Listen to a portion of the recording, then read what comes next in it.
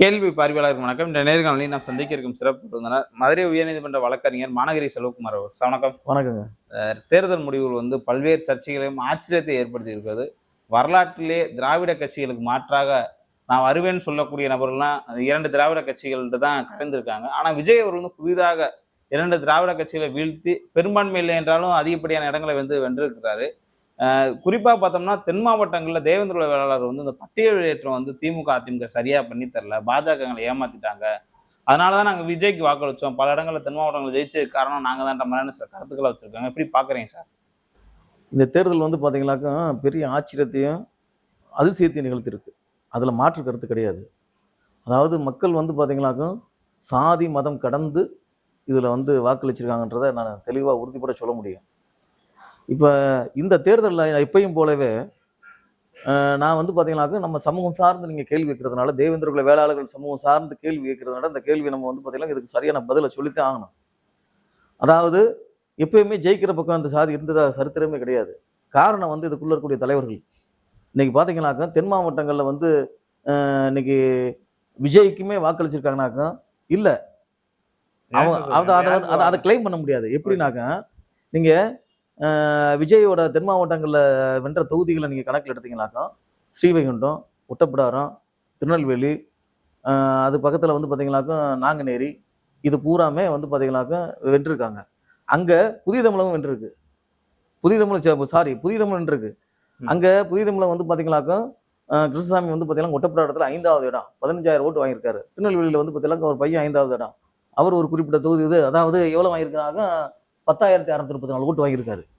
இந்த இடங்களை தவிர்த்து இந்த ஒரு குறிப்பிட்ட ஒரு 5 தொகுதி மட்டும்தான் பார்த்தீங்கன்னாக்கா 5-6 தொகுதிகள்தான் ராதாபுரம், நாங்குநேரி, ஒட்டப்பிடாரம், ஸ்ரீவைகுண்டம், திருநெல்வேலி. அதை தவிர்த்து பூராமே திமுக ஜெயிச்சிருக்கு. அங்கே பார்த்தீங்கன்னாக்கா அம்பாசமுத்திரம் தென் மாவட்டங்களில் அதிமுக 3 தொகுதிகளை தான் ஜெயிச்சிருக்கு. அதை பார்த்தீங்கன்னாக்கா அம்பாசமுத்திரம் 1, சங்கரன்கோவில் 1. இப்போ நாங்கள் அதிமுகவுக்கு எதிராக வாக்களிச்சிருக்கோம்னாக்கா சங்கரன்கோவிலில் பார்த்தீங்கன்னா எப்படி அதிமுக ஜெயிச்சிச்சு அந்த ஒரு கருத்து இருக்குல்ல. ஆனால் இதை தவிர்த்து பார்த்தீங்கன்னாக்கா திமுகவுக்கு எதிராகவும் வாக்களிக்கல, மக்கள் ஒரு மாற்றத்தை விரும்பி வாக்களிச்சிருக்காங்க. அப்போ இவங்க பார்த்தீங்கன்னாக்கா இந்த ஒரு குறிப்பிட்ட நபர்கள் பாரதிய ஜனதா கட்சிக்கு பார்த்தீங்கன்னாக்கா வாசுதேவநல்லூரில் இவங்க இந்த பட்டியல் மாற்றம் குறித்த கருத்து வலுவாக இருந்துச்சுனாக்கா அந்த ஏற்கனவே நம்ம பேசுனது மாதிரி இவங்க ஏன் அந்த வாக்குகளை பார்த்தீங்கன்னாக்கா இப்போ பாரதிய ஜனதா கட்சி செலுத்தி அதை வெற்றி எடுக்க முடியல.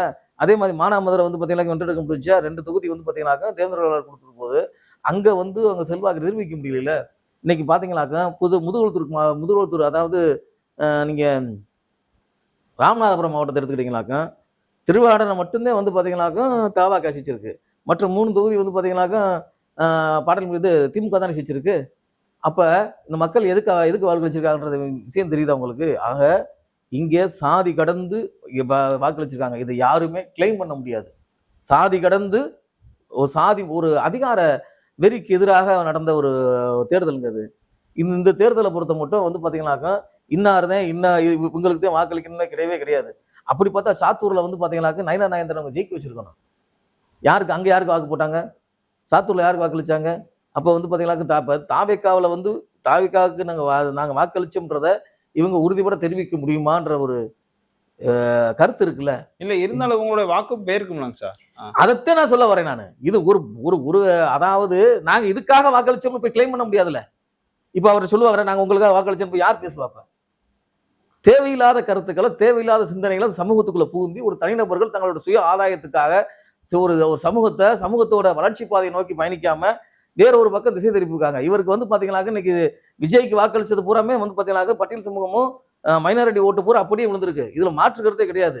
அதை தாண்டி பாத்தீங்கன்னா தென் மாவட்டங்கள் நாங்கள் இந்நேரம் தோக்கடிச்சு இந்நேரம் தோல் சொல்ல வேண்டிய அவசியம் இல்லைன்னு சொல்ல வரேன். நீ கேட்ட கேள்விக்கு பட்டியல் மாற்றத்துக்கு ஒரு வாக்களிக்கல, அவர் பட்டியல் மாற்ற விரும்புனா ஏன் நீ பாத்தீங்கன்னாக்க நீ மத்திய அமைச்சர் நினைச்சா செய்யும் போது ஏன் திமுக பாஜகவுக்கு வாக்களித்து ஜெயிக்க வைக்க முடியல கேள்வி எழுதுல இயல்பா? ஏன் வாசநல்லூர்ல தேவேந்திர வேளாளர் தான் நிற்கிறாரு, அங்க பூரா அடர்த்தியா அந்த மக்கள் இருக்காங்கல்ல. அந்த தென்காசி மாவட்டத்தில் இருக்க பூராமே உயர்ந்தவன், நாங்க மயிரை புடுங்கினவன், நாங்க பாத்தீங்கன்னாக்க எங்களை வெளியேற்றுன்னு சொல்லி பேசுறீங்களா? நீ அங்க வாக்கு செலுத்தி ஜெயிக்க வைக்க வேண்டியதானே? அவர் ஆனந்தன் ஐயாச்சாமின்றவர், அவர் பாத்தீங்கன்னாக்க அவர் ஒரு நல்ல கல்வியாளர்ன்றாங்க, ஒரு ஐடி கம்பெனி வேலை பார்த்தோம்ன்றாங்க, அவர் ஜெயிக்க வச்சிருக்க தானே. அங்க எப்படி திமுக ஜெயிக்குது? விளங்குதா உங்களுக்கு? அதே மாதிரி வந்து பாத்தீங்கன்னா மானாமதுரையில வேலை பார்த்து ஜெயிக்க வச்சிருக்கவங்க தானே அங்கேயே தாவேக்கா சேர்க்குது. அப்ப நீங்க வந்து இன்னதுக்காக இன்னதுன்னு சொல்ல வேண்டிய அவசியமே இல்ல. இது பொதுமக்கள் நீரோட்டத்துல நம்ம கலக்கல. பொது சமூகத்தோட கலப்போட போய் இந்த சமூகத்துக்கு உண்டான விஷயங்களை ஒரு கட்சி ரீதியா அரசியல் ரீதியா இருந்து பண்ணா மட்டும்தான் இது சாதிக்க முடியும். அதைத்தான் நான் சொல்றேன். அதை தவிர்த்து தேவையில்லாம நம்ம அதை பண்ணிட்டோம் இதை பண்ணிட்டோம் இது ஒரு கட்சி சார்பாலாம் கொண்டு போக முடியாது. இப்ப போயிட்டு பாத்தீங்கன்னாக்க நம்ம இப்ப இப்ப யாரை ஆதரவு தெரிவிச்சாங்களா தாவேக்காவுக்கு வந்து பாத்தீங்கன்னாக்க யாரு வேட்பாளர்னே தெரியாது, தமிழ்நாட்டில் உள்ள யாருன்னே தெரியாது. இது வந்து பாத்தீங்கன்னாக்க ஒரு ஒரு ஏதோ ஒரு காரணம், ஒரு கோபம் இந்த மக்கள் வந்து பாத்தீங்கன்னாக்க சாதி மதம் பார்க்காம வாக்களிச்சிருக்கேன். எல்லாருக்குமே அடி. மெயினா போனமாக இந்த தேர்தல் நான் ஏன் நான் வரவேற்கணும்னாக்க சாதி ரீதியா ஒருத்தர் வந்து குறுநிலம் பண்ண மாதிரி வந்து உட்கார்ந்துக்கிட்டு எல்லாம் பண்றான் பாருங்க. அவன் பூராமே இன்னைக்கு வந்து ஆளுக்காது அதாவது இனிமே அவனுக்கு தேர்தல் அரசியல் வாழ்க்கை இல்லைன்ற ஒரு நிலையை வந்து பாத்தீங்கன்னா மக்கள் உருவாக்கிட்டாங்க.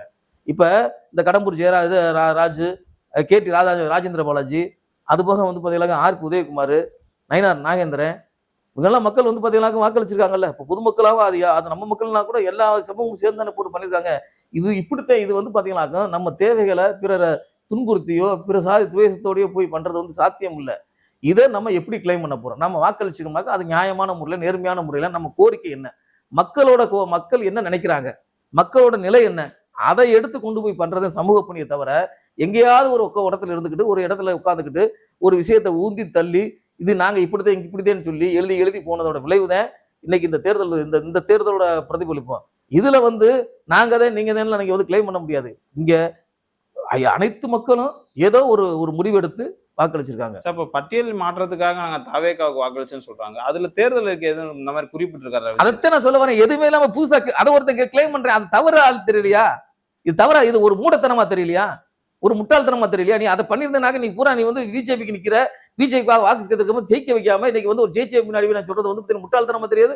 அங்கேயும் அவனுக்கு தெரியாது. அவனுக்கு வந்து கணக்கெடுப்பு இது முதல்ல அதுதாங்க முதல்ல மக்கள் என்ன நிலையில இருக்காங்க, மக்களுக்கு என்ன தேவை, அதை தெரிஞ்சு அதை நோக்கி பயணிக்காம இன்னைக்கு வந்து பண்ணதோட விளைவு தான் இன்னைக்கு அதே சுரையில இவன் வந்து திமுக வந்து சமூக நீதின்றது பேசிக்கிட்டே இருந்ததுனால அவன் சமூக நீதியை பத்தி பேச்சா இருந்து நடைமுறையில் செயல்படுத்தாதனால இந்த வினை யாரையுமே எளிதா வந்து பாத்தீங்கன்னாக்க மதிப்பிடுறதோட விளைவுதான் வந்து பாத்தீங்கன்னாக்க இது. ஆனா இதுல எங்க சமூகத்தோட நிலை என்னன்னாத்தாங்க நீங்க சொல்ற மாதிரிலாம் கிடையவே கிடையாது. ஏன்னா அது மிகுதியா இருக்கக்கூடிய இடத்துல பூரா திமுக ஜெயிச்சிருக்கு. அப்ப யார் போய் கிளைம் பண்ணுவீங்க சொல்லுங்க? இன்னைக்கு திருநெல்வேலினாக்க அங்க வந்து மைனாரிட்டி ஓட்டு இருக்கு. மைனாரிட்டி இன்னைக்கு கிறிஸ்டின்ஸ் பூராமே முஸ்லிம்ஸ் பூராமே வந்து பாத்தீங்கன்னாக்கா யாருக்கு போட்டிருக்காங்க? விஜய்க்கு போட்டிருக்காங்க. பெண்கள் ஓட்டு பூராமே வந்து பாத்தீங்கன்னாக்க ஓட்டு போட்டிருக்காங்க. இது சும்மா வந்து பாத்தீங்கன்னாக்க விலை கொடுத்து வாங்கினது அந்த அளவுலாம் இல்லை. இது வந்து இந்த அதிகார வெறிக்கு எதிராக ஒரு சமூக நீதி அரசியல் பேசிக்கிறவங்க அது மாற்றா சிந்திக்க போகும்போது ஒரே ஆளுமையா அடுத்தடுத்து அவனவே முன்னிறுத்தோட விளைவுதான் இந்த மக்கள் வந்து பாத்தீங்கன்னா வெகுண்டிருந்து வாக்களிச்சிருக்காங்க. இது அவன் நல்லவனா கெட்டவனான்லாம் பார்க்கல. இவன் வந்து சாதின்னு பார்க்கல. இதுதான் நிதர்சனமான உண்மை. உண்மையை யதார்த்தத்தை ஏத்துக்கிறணும், அந்த யதார்த்தத்தோட பயணிக்கணும்ன்றத என்னோட வேண்டுகோள். இதுல முக்கியமா பார்த்தோம்னா அந்த தலைவர்கள் பட்டியல் வேற்றம் பேசக்கூடிய ஜான் பாண்டியன் அவங்க மனைவி நின்ற ராஜபாளையம் தொகுதியா இருக்கட்டும், அதே மாதிரி கிருஷ்ணசாமி, சியாம் கிருஷ்ணசாமி, அந்த தொகுதிகள்லாம் தாவேக்கா பெரும்பான்மையா வென்றிருக்கிறது. இந்த மக்கள் இந்த நல்ல கேள்வி. இப்ப தாவேக்காக்கு வாக்களிச்சவா அவங்க ஏன் அங்க வாக்களிக்கல? இப்ப வந்து பாத்தீங்கன்னாக்க ஐயா கிருஷ்ணசாமி வந்து பாத்தீங்கன்னாக்கா அவர் வந்து 15,000 ஓட்டு தான் வாங்கியிருக்காரு. அது போக நாங்குநேரில் வந்து பாத்தீங்கன்னாக்கா அவங்க யாரோ நம்ம தமிழ் செல்வின்றவங்க 11,000 ஓட்டு வாங்கியிருக்காங்க. அங்க வந்து பாத்தீங்கன்னாக்கா இப்ப அவங்க நின்ற இடத்துல எல்லாம் தாவேக்கா ஜெயிச்சிருக்கு. அப்ப நீங்க கிருஷ்ணசாமிக்கு ஓட்டு போடலைன்றீங்களா? அந்த கேள்வி வருதுல. ஏன் கிருஷ்ணசாமிக்கு நீங்க வாக்களிக்கல? நாங்க தாவேக்காக்கு வாக்களிச்சோம்டா ஏன் கிருஷ்ணசாமிக்கு வாக்களிக்கலன்ற ஒரு இருக்கு. அங்கே தாவேக்கா ஜெயிச்சிருக்கு. ஸ்ரீவில்லிபுத்தூர்ல அவர் பையன் நிற்கிறாரு, அவர் 9,000 ஓட்டு வாங்குறாரு. இன்னைக்கு வந்து அவங்க வந்து அந்த 3 தொகுதியில மட்டும்தான் வந்து பாத்தீங்கன்னாக்க 3, அதாவது ஸ்ரீவில்லிபுத்தூர், திருநெல்வேலி, நாங்குநேரி, ஒட்டப்பிடாரம் 4 சேர்த்து 47,000 ஓட்டு வாங்கியிருக்காங்க. மற்ற இடங்கள்ல பூராமே 1000 தாண்டல. அப்படின்ற போது 1 லட்சத்துக்குள்ளதே வருது. இப்ப இந்த பகுதியில பூரா பாத்தீங்கன்னாக்க இப்ப தாவேக்காவோட வெற்றி வந்து மதுரை, உங்களுக்கு வந்து விருதுநகர் முழுக்க வந்து பாத்தீங்கன்னா சாத்தூர்ன்ற இது நம்ம சிவகாசி, ராஜபாளையம், விருதுநகர் பூராமே ஜெயிச்சிருக்குல்ல. இது பூரா பல்லர்களோட வீட்டு, அதாவது சிவகங்கை முழுக்க. அப்ப சிவகங்கை முழுக்கன்ற போது என்ன செய்வது? சிவகங்கை, மானாமதுரை, காரைக்குடி, திருப்பத்தூர். ஆனா அதை தாண்டி திருவாடனை, அது ராம்நாத் தொகுதியில வந்து ராம்நாத் மாவட்டத்தில் வந்துடும். ஆனா அங்க அதை தாண்டி வந்து பாத்தீங்கன்னாக்கா உங்களுக்கு திமுக ஜெயிச்சிருக்கு. இப்ப அதனால வந்து பாத்தீங்கன்னாக்க எந்த ஒரு வெற்றியுமே வெற்றி பெற்றதுக்கு அப்புறம் கிளைம் பண்றது வந்து பாத்தீங்கன்னாக்க அது தவறு.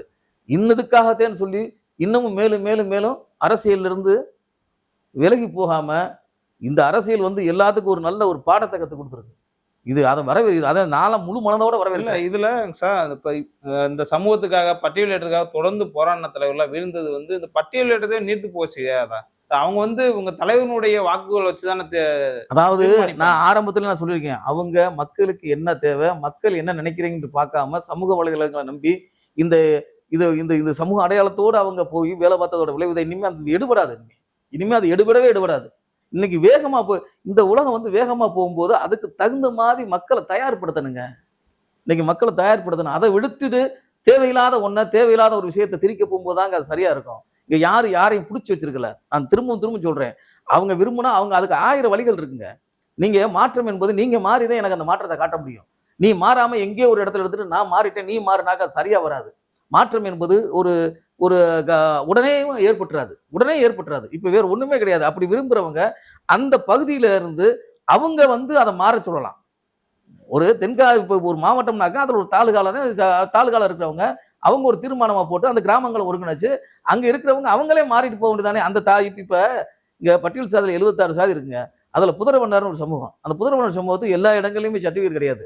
எங்கெங்கனாக்க அந்த பேரையூர் இப்படி தென்காசி போன்ற மாவட்டங்கள்ல ராமநாதபுரம் மாவட்டங்கள்ல குறிப்பிட்ட தாலுகால மட்டும்தான் வந்து அவங்களுக்கு எஸ்சி சர்டிஃபிகேட் கிடைக்கும். அந்த புதரவண்ணாருக்கு பாண்டிய வண்ணார்னு இருக்காங்க. புதரவண்ணாரும் பாண்டிய வண்ணார் வண்ணார் தான். அதனால அவங்களுக்கு வந்து பாத்தீங்கன்னாக்கா அவங்க சமூகம் வந்து உயர்ந்ததா வந்து சரித்திரம் கிடையாது. ஆனா இதை நீங்க விரும்புனீங்களாக்கா நாங்க மாறிட்டோம்னு சொல்லிட்டு ஒரு தாலுகால இருக்கவங்க அந்த கிராமத்துல இருக்கவங்கள தீர்மானத்தை நிறைவேற்றி வாங்கி எங்களுக்கு நாங்க இந்த பட்டியல இருந்து வெளியே போறோம்னு சொல்லி எங்களுக்கு வேணான்னு சொல்லி கூட சான்று வாங்கிட்டு போங்களேன். யாரு உங்களுக்கு பிடிச்சிருக்கு? இது ஒரு முறையா இருக்கும்ல. நீங்க போய் அரசம் போட்டு இழுத்து நீ ஏன் கேட்கிறேன்ற நான் அது. அதனால நான் சொல்ல வர்றது, இப்ப எனக்கு தேவைனாக்க நான் எனக்கு இந்த சாதி ஏத்துக்கிறேன், இல்லைனாக்க நான் வெளியே போக வேண்டியதானே. உங்களுக்கு 1000 வழிகள் இருக்குல்ல. அதை விட்டுட்டு நான் வெளியே ஒரு பொண்ணு உன்னையே நான் கூப்பிடணும்.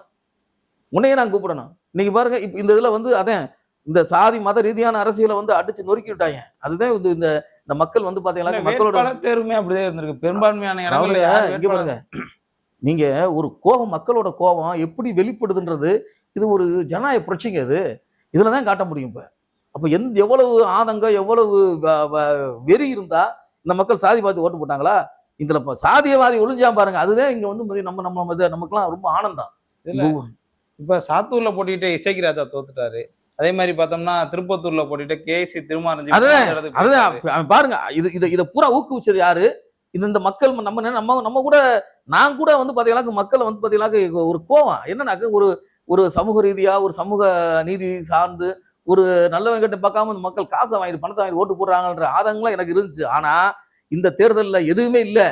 நீ காசு கொடுத்தாலும் வாங்கியிருக்காங்க, வாங்கிட்டாலும் ஆனா அவங்க ஒரு முடிவை தெளிவா செலுத்தி இருக்கும் போதுதான் இதுதான் அரசியல்வாதிக்கு ஒரு அச்சத்தை ஏற்படுத்தும். அரசியல்வாதிக்கு ஒரு அச்சத்தை வரும். மக்கள் சக்திக்கு மீறி எந்த ஒரு சக்தியுமே கிடையாதுன்றது இது இருக்கு. ஆனா இந்த மக்கள் சக்தியை தக்க வைக்காத அரசியல்வாதியோட நிலை. இந்த நிலை தொடர்ந்துச்சுனாக்க தமிழ்நாடு சுபிட்சமாகும். கோரிக்கைகள் வந்து பாத்தீங்கன்னா வென்றெடுக்கப்படும். இதைத்தான் நான் சொல்றேன். முதல்ல மக்களை சரி பண்ணுங்க.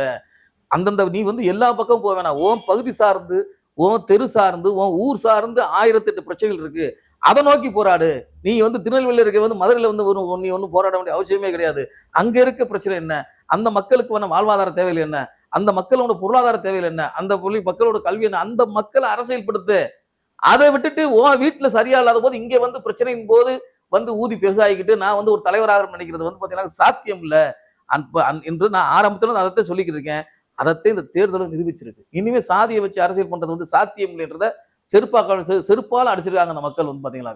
அதனால வந்து இது பெரும்பான்மை அதெல்லாம் பேச வேணாம். இந்த சாதியை வச்சுக்கிட்டு நான் இந்த சாதிக்கு பிரதிநிதி, நான் அந்த சாதிக்கு எல்லாம்னு சொல்லித்தரான் பாருங்க. முடிஞ்சு எல்லா பக்கம் எல்லா சாதியும் நான் ஒரு சாதி நான் சொல்லல. தேவேந்திர குல வேளாளர் இன்னைக்கு முக்குளத்தூர் சாதி நம்ம முடிஞ்சு போச்சு. யாருமே அங்க வந்து பாத்தீங்கன்னா மக்கள் வந்து பாத்தீங்கன்னா அந்த முதுகுளத்தூர்ல மட்டும் 40,000 ஓட்டு அங்க அப்படித்தே இருக்கும். அங்க சாதிய கட்டமைப்பு வலுவாத்தே இருக்கும். அதை தாண்டி அங்க ஏன் நீ வந்து பாத்தீங்கன்னாக்க ஒரு ஆளை வென்றெடுக்க முடியல? அங்க செந்தில் மலருக்கு 1100 ஓட்டு தான் நம்ம செந்தில் மலர் இந்த சமூகத்துக்காக நம்ம வந்து பாத்தீங்கன்னாக்க குறைத்து மதிப்பிடக்கூடாது. ஏதோ ஒரு வகையில ஒரு புத்தகத்தை வெளியிட்டு அதன் மூலமாக வழக்குகளை சுமந்து குடும்பத்தோட வழக்குகளை சுமந்து ஓட வேண்டிய அவசியம் இல்லை. அவருக்கு அவ்வளவு பெரிய ஆதாயம் கிடைச்சிட போறது இல்லை. அவரோட நோக்கம், அவரோட பாதை நமக்கு கொள்கை ரீதியாவோ கருத்தியல் ரீதியாக மாறுபடுறதாக அவர் இந்த சமூகத்துக்காக பாடுபட்டு இருக்காரு. ஏன் அவரை ரெகக்னைஸ் பண்ணல இந்த சமூகம்? 15,000 ஓட்டு வித்தியாசத்துல ராஜகண்ண போய் ஒரு சாதி வரையும் நம்ம சொல்றோம், அங்க சிக்கல் பிரச்சனை இருக்கு, சிக்கல் யூனியன் பிரச்சனை இருக்கு. இந்த மக்கள் வந்து பாத்தீங்கன்னாக்கா அவர் முதல்ல இந்த சமூக இந்த தேவேந்திர உளவியலாளர் சங்கங்களை தான் பார்த்து சரி பண்ணதாக கேள்வி வருது. இப்ப எப்படி இருக்கும் சொல்லுங்க? அங்க 40,000 ஓட்டு அப்படியே வரும்போது இந்த இந்த மக்களோட இருக்கு, இந்த மக்களோட கோரிக்கை எப்படி நிறைவேறும்? எப்படி நிறைவேறும்? அப்ப நாம எப்போ போய் யார் போய் கிளைம் பண்ணுவா?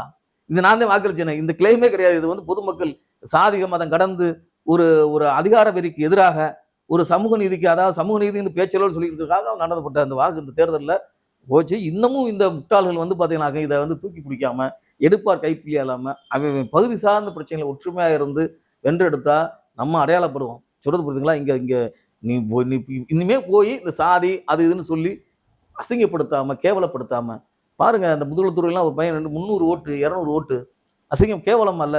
அதை விட என்னன்னாக்க இந்த ராமநாதபுரத்துல நம்ம சொல்லித்தே ஆகணும். திருவாடம் தொகுதியில அழகர்சாமி பாண்டியன்னு சொல்லிட்டு அவர் என்னமோ பயங்கரமா பேசி அறிக்கை விட்டாரு. 600 ஓட்டுங்க, 600 ஓட்டுங்க.